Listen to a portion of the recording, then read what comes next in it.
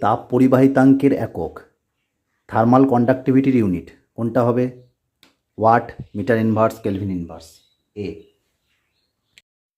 তাপ পরিবাহিতাঙ্কের মাত্রা ডাইমেনশন অফ থার্মাল কন্ডাক্টিভিটি কোনটা হবে? ভালো করে দেখো, বি, ml T⁻³ θ⁻⁻1। একটি আদর্শ পরিবাহীর তাপ পরিবাহিতাঙ্কের মান সিজিএস ইউনিটে যদি বলা হয় তাহলে কোনটা হবে? যেহেতু পরিবাহী বলেছে তাহলে তাপ পরিবাহিতাঙ্কটা হবে অসীম, সি।